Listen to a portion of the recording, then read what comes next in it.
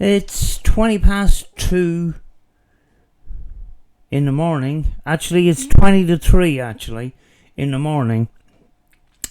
This evening I had to pick up post from Racheal's house because packages tend to get lost here.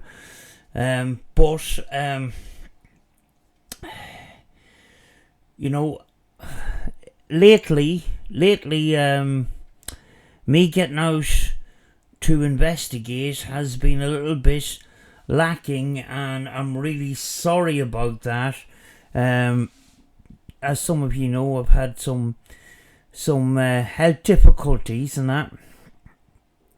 But I'm the type of person that sometimes I don't plan things, and on the way home from Racheal's house, I decided to take a bit of a diversion and managed to get to a location that I was at way before I sort of was a little bit better at doing investigations and that, and that was a place called Kiltoy Lodge. Now, Kiltoy Lodge was a historic house with a bit of a modern rounded front extension to it. It went on fire in 2011, and the house was basically a sort of a guest house for people that play golf, or it was some sort of a clubhouse, but it was a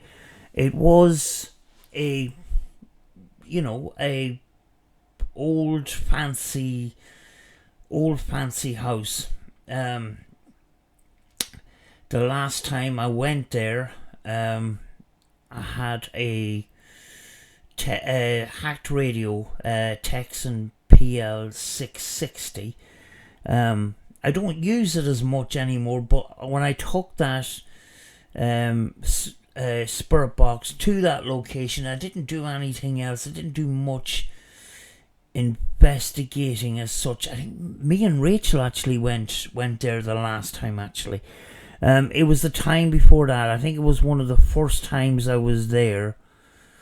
Actually, the first time I was there was a sort of an abandoned explorer video. I wasn't fully into the paranormal, and I think the second time I was there, I took a spirit box with me, and that spirit box kind of it kind of blew me away because I was asking about the fire and that, and I made a rookie mistake. I asked, did the fire happen upstairs? And straight away it says upstairs.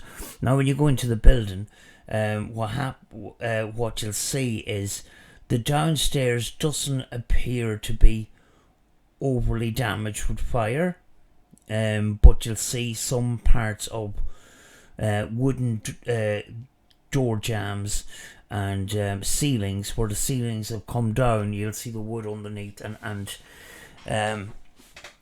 all the heat seems to have been upstairs, so the fire seemed to have happened upstairs. But it was very exciting to get that straight away upstairs on the spirit box. But actually, this evening I did take a diversion. I went there. I think it's been over a year since I've been at this location actually, and I'm not feeling that great. So what I done was I took my camera, and I took I just took the 12-587 and went down there, done some calling out, and done 2 spirit box sessions. I still have to go through them, but the spirit box actually acted kind of oddly, because with the 12-587, if you're on FM, you're going to get a lot of bits of FM stations coming through,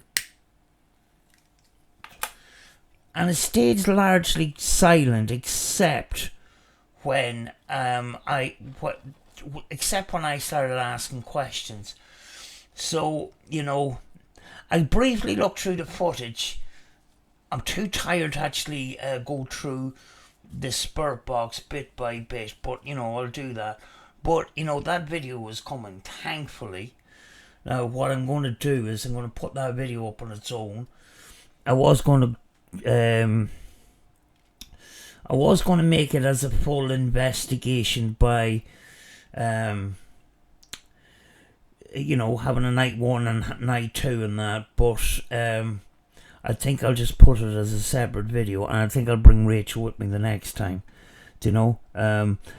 Didn't fully go into the outhouses or anything like that. I was on my own. I didn't want to run into any people with antisocial behaviour or anything like that, but it did seem dead quiet. This house has a lot of ground around it. There's actually a golf course on the grounds, which has been abandoned for some time, since 2011, so it's all overgrown. So there's a vast area of wild field, and at that time, it was a golf course. The driveway up to it was absolutely huge, and it's even grown over more now since I've been there last year, So I just wanted to come on and say that did manage to get out. I'm going to put that video together as raw as possible and get it out to you as soon as possible. But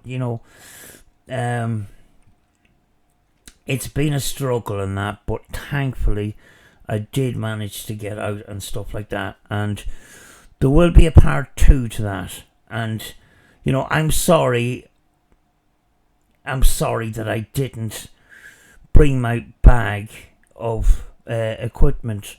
I had a few bits and pieces of equipment in the bag. I always have it with me just in case I decide to do an investigation or go someplace, because I have a habit of not planning anything. Like some people plan, we're going to go to this castle tomorrow night, let's get sorted out for that and all the rest of it. I work in a different kind of way, so the plan was tonight was to stay with Racheal for a little while, open my post, and then head back here and that, and look at other people's videos and that. But I decided to take a diversion, which I'm glad I did. So there will be a part 2 to that investigation. It's not really an investigation as such.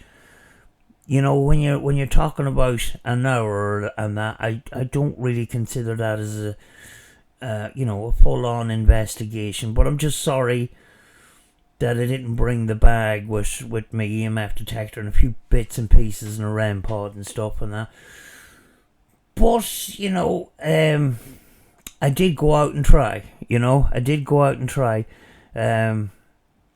reason why I didn't bring the bag is I thought it might start hurting me, carrying the bag around and stuff like that. I should have just went and done it, but sometimes the low-tech approach does work and that, so we'll see how it goes.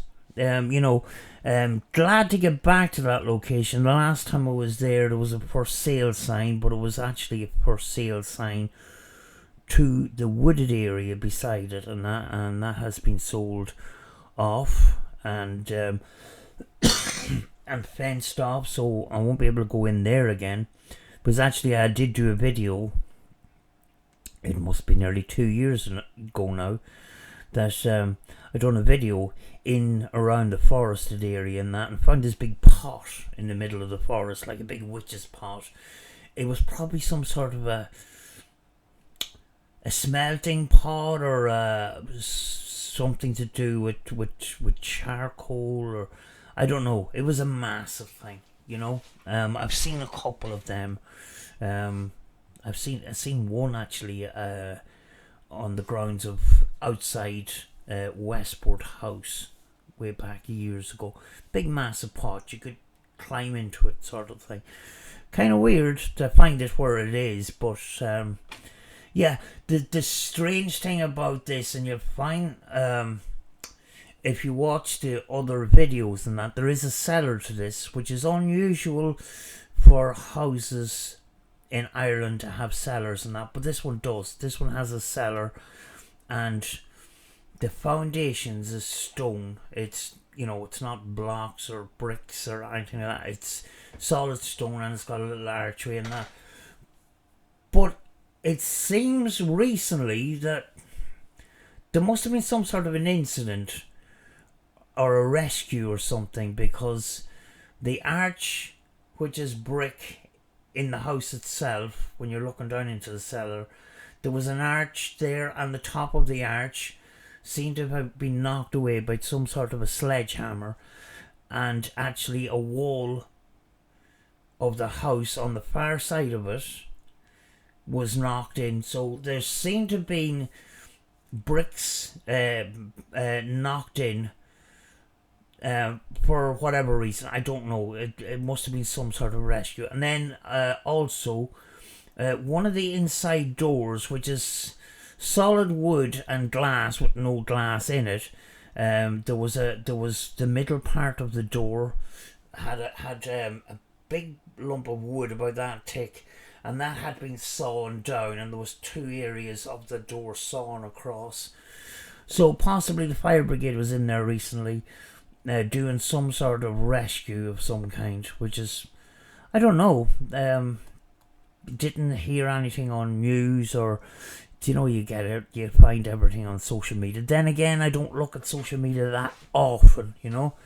But yeah, that's the video will be out soon, in the next day or so. But possibility of myself and Racheal going there and making a bit more of an investigation out of it, you know. That just warmed me up to get out again and stuff like that. Yeah, I'm panting and struggling in that, but I'm just happy to get out and that. And we got to test the camera that I use, and which is plugged into all sorts of things, but it's charging at the moment. It's the HDR SR7, which is an early 2000s. It's an early 2000s camcorder with plug-in microphone, just plug and play microphone, and some tungsten light down there, and two IRs, and this light here, so I don't trip over stuff. It was a good test for that. I'm not 100% happy with it, and that's why I actually changed the lens on it. Hopefully it will improve things a little bit. It's a slight bit grainy, but it sort of brings you back to the 90s kind of thing. But I am going to save up for a proper up-to-date modern night vision, which would be probably Sony. It's these a lot of these 4K cameras have the night vision mode in it, not them run the middle cameras like these, which cost me £100 about a year and a half, 2 years ago, and that has been with me in my bag for the last year and a half. You know, I started off with a Panasonic, and I bought it in a second-hand store, an electronics store, and the only thing that went wrong with it was the little screen here stopped working. So I bought this in Argos. It was 199 quid, and the reason why I like it is, the vision is good in it and that, but it's light, and back in the day I done everything sort of during the day, so light wasn't an issue. And the thing that kind of got me started on night vision and that was a Peninsula Paranormal Group invited us on a couple of investigations, and I like working in the pitch dark, and that camera wasn't going to cut it, so that's why we went into sort of looking into night vision and that. We got a couple more lights to come, so hopefully it may improve on the little bits of graininess that I'm not happy with. But then again, I'm sort of a little bit of a perfectionist in that way, but it is what it is. It's some people don't have night vision cameras. They're still working with just their phone and stuff like that. And as they say, the best camera you have is the one that you have, basically. So I just wanted to update people on what's happening, because people want to see me being out and doing stuff and that. It's okay for me to be in studio talking and stuff like that, but people want to see me out as well, and we are going to start getting out a bit more. We won't probably not going and doing the plans that we plan to do this year and going the other side of the country or wherever. It's probably not going to happen. In fact, the situation, the worldwide situation that we had this year, we had lockdowns for a number of months. The situation is starting to creep up again, so they're starting to make restrictions again. Limiting the amount of people that can get together and stuff like that between households and stuff like that. So I don't know if we're going to head back into a lockdown as such, but it may look a little bit it may look a bit dodgy for a while, because we are starting to creep up on cases and that. But we're going to still continue to try and get our local investigations done around our circles, sort of thing. The only thing that has been stopping me lately is health. But I do appreciate everybody that watches the channel and stuff like that. It's slowed down a little bit lately, but the growth has been good, especially during lockdown. The views have been great and stuff like that. But at the same time, it's nice to see that, but our priority is sort of the paranormal and that. And if it's not paranormal, it's for memories, for memories for myself and stuff like that. We just appreciate people that are, in the chat and stuff. And I do appreciate the community that's here, because we didn't have much problems any time there's been live chats and stuff like that. There've been one or two problems, but not too many, and they were dealt with very, very quickly, and I appreciate all the mods that are in the chats during premieres and live streams and stuff like that. It's one thing that we try our hardest to stay away from, and is drama. And no matter what people do, there's always going to be drama.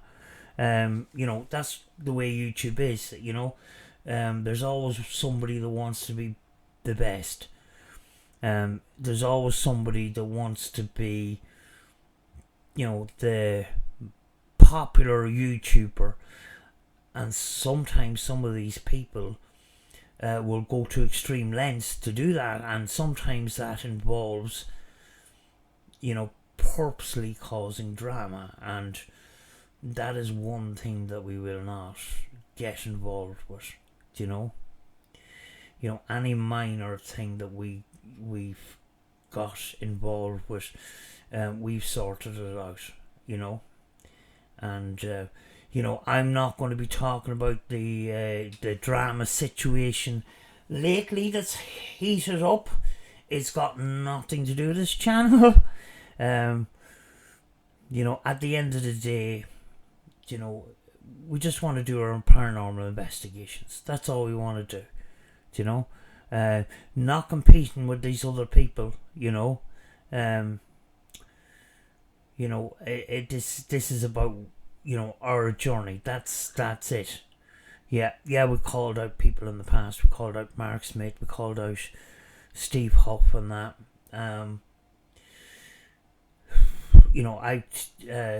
I removed the Mark Smith videos because I don't want that negativity in my chat anymore. I don't want that negativity on my channel anymore. And whether he comes back or not, it doesn't make any difference. I'm just going to carry on as if he's not there. And at the same time, you have people like Steve Huff and that. It's the reason why sometimes we feel the need that we have to call out people is because for the good of the paranormal field, kind of thing. But we have to question ourselves: is it making a difference? Is our videos making a difference? In some ways it has. It has, because we had one viewer that was saving up for a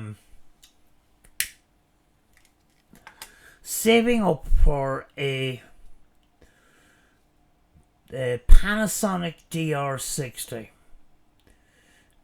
They were under the impression that this was the holy grail of EVP recorders. And one or two of those videos was purposely geared towards that person to get them to watch. And I bought that person a recorder. Actually, it just says it's internal noise. It's that I don't have to go through the whole 360 thing. It's internal noise. You can get results from a recorder with external noise. You don't need to unpredictable internal noise. If you have external noise that you turn on and create, you know what that external noise is. But with a Panasonic DR60 that has internal noise, it can be unpredictable. It's a recorder that basically was discontinued or recalled or whatever by Panasonic. Not saying that it doesn't produce EVPs, but it's unpredictable. It's very, very difficult. It's very, very difficult with some EVPs to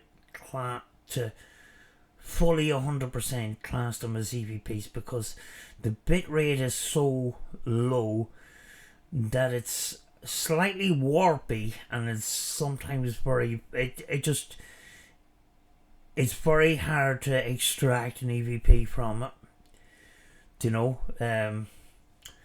It's very difficult to extract a clear EVP, if you know what I mean. But it's just glad to get out tonight. I just decided to just come on and make this video just to say that, you know, there's a video coming, and hopefully it just pushes me a little bit to get out again. So hopefully we'll get a part 2 to that. We'll return to that location again, get more equipment out, spend a little bit more time than I've spent tonight. But you know, I'm not gonna say tonight was wasted. You know, I made an effort, got a little bit of a walk in, got a bit of exercise, you know, and we got to a location. So you know, I'm happy with that. I know it's small to some people, but when your mobility is suffering a bit, and you know, walking is pain, it's a big thing. So you know, I'm just happy to get out, you know, because there's only a certain amount of things you can do in a studio, you know. And then I wasn't in that mood to record in studio, you know, and it's the reason why I've happened lived in 3 months is because, you know, because of me not being well, you know what I mean. But you know, I will get a live in soon, hopefully we'll and it's probably going to be unplanned as flipping usual. I'll just all of a sudden be in the mood to do a live and turn on, and probably not even be scheduled and that. So you know, just keep an eye out, because I'm an unpredictable person, you know what I mean. But yeah, I'm going to finish because it's now 3:05 in the morning, and I do need to get some sleep, because if I spend most of the night up, if I'm in the mood to go somewhere tomorrow, I'll be too tired to do it, you know, and it'll be a vicious circle. So yeah, watch out in the next couple of days. The video coming out and that, and yeah, I'll leave a link in that video to previous videos. There was a pretty good Spurt Box session in that. There was actually one time I went there, a couple of times I went there, and discovered there was a bird flying around, and when I took pictures and took video on that, and I went to look up this bird. This bird came from Africa, called a Racheal, a bright green bird with a lovely head piece of feathering, and the brightest red you would ever see in under the wing, and you don't see it until it takes flight. Absolutely beautiful bird. What it was doing in County Donegal, I do not know. Maybe it escaped from some sanctuary or something like that. But it's some of these unpredictable things that are so good, you know, when you're out and about and that. So you know, that's why we love it, you know. And I was so glad to be able to capture that. In fact, I contacted the local radio station to see was there any information. I put an appeal out there, did anybody lose this bird or anything like that, and they never got back to me. But you know, I did try. That was last summer. I don't know where it is now, you know. I don't know. But anyway, folks, I'm going to go because I need to get some rest and that. And yeah, I just wanted to come on and update you on what went on this evening and that. So yeah, see you soon, folks. Good night.